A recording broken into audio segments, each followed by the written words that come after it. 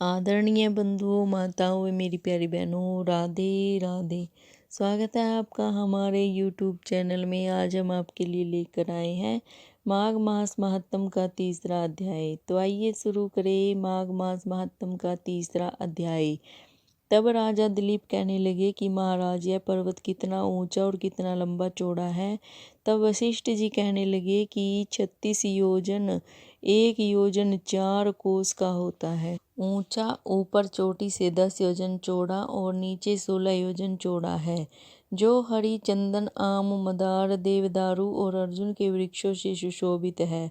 दुर्भिक्ष से दुखी होकर इस सुंदर पर्वत को और फल फूलों से परिपूर्ण देखकर भृगु वहीं रहने लगे और वहां पर कंदराओं, वनों और उपवनों में बहुत दिनों तक तप करते रहे। इस प्रकार जब भृगु ऋषि वहां पर अपने आश्रम पर रहे थे तो एक विद्याधर अपनी पत्नी सहित उतरा। वह अत्यंत दुखी थे। उन्होंने भृगु ऋषि को प्रणाम किया और ऋषि ने बड़े मीठे स्वर से उनसे कहा कि हे विद्याधर, तुम बड़े दुखी दिखाई देते हो, इसका क्या कारण है। तब विद्याधर कहने लगा कि महाराज, पुण्य के फल को पाकर, स्वर्ग पाकर तथा देवतुल्य शरीर पाकर भी मेरा मुख व्याघ्र जैसा है। यही कारण मेरे दुख का और अशांति का है। न जाने किस पाप का फल है।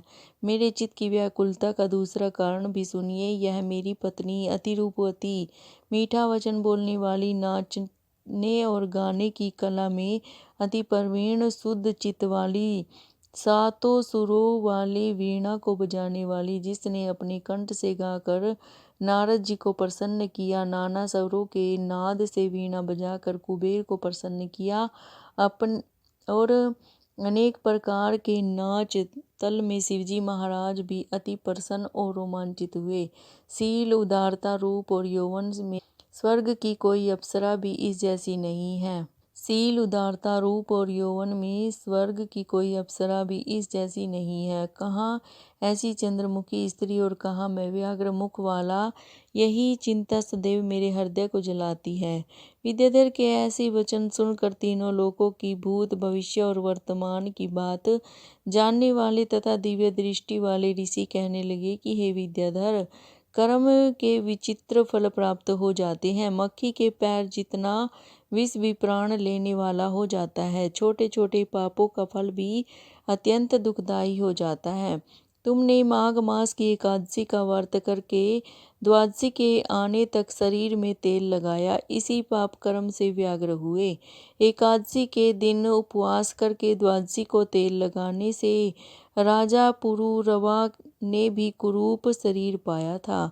तब वह अपने कुरूप शरीर को देख कर दुखी होकर हिमाचल पर्वत पर देव सरोवर के किनारे पर गया। प्रीति पूर्वक शुद्ध स्नान कर कुशा के आसन पर बैठकर भगवान कमल नेत्र वाले, पीताम्बर पहने, वनमाला धारण किए हुए विष्णु का चिंतन करते हुए पुरुरवा ने 3 मास तक निराहार रहकर भगवान का चिंतन किया।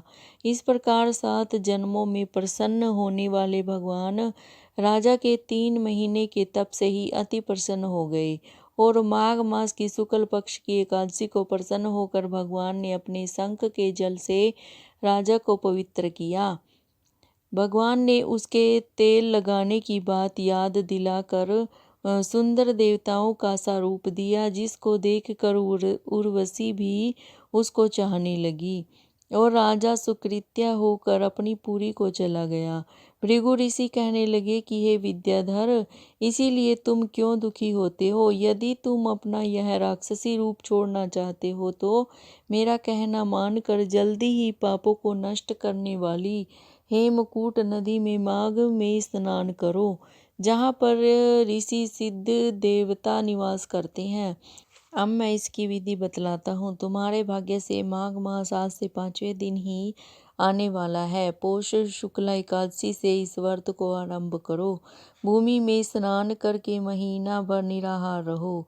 सब लोगों का त्याग कर तीनों समय शिवजी स्तोत्र और मंत्रों से पूजन करोगे तो तुम्हारा मुख कामदेव के समान हो जाएगा और देवता भी तुम्हारा मुख देख कर चकित हो जाएंगे और तुम अपनी पत्नी के साथ सुखपूर्वक क्रीड़ा करोगे। माघ मास के प्रभाव को जानकर सदा माघ में स्नान करो। पाप और दरिद्रता से बचने के लिए मनुष्य को सदा यत्न से माघ मास का स्नान करना चाहिए। यह स्नान सदा सब दानों और यज्ञों के फल को देता है और पापों को अक्षय करता है। वशिष्ठ जी कहते हैं कि हे राजा दिलीप, यह कथा भृगु जी ने विद्याधर को सुनाई।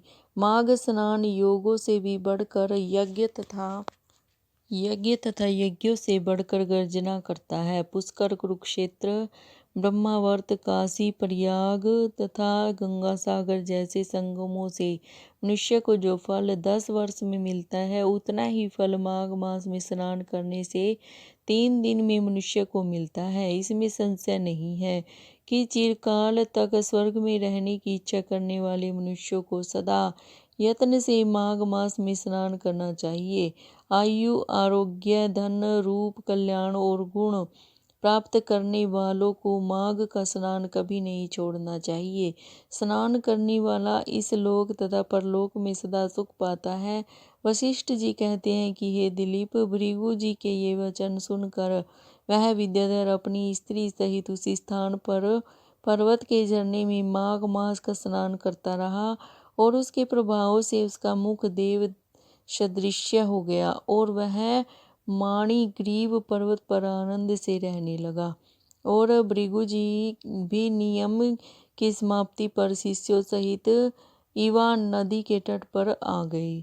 तो बंधुओं, ये माघ मास महात्म का 3रा अध्याय समाप्त हुआ। अगर आपको मेरी ये जानकारी अच्छी लगे तो प्लीज़ मेरे चैनल को सब्सक्राइब करें, लाइक और शेयर ज़रूर करें। आपका बहुत बहुत धन्यवाद। राधे राधे।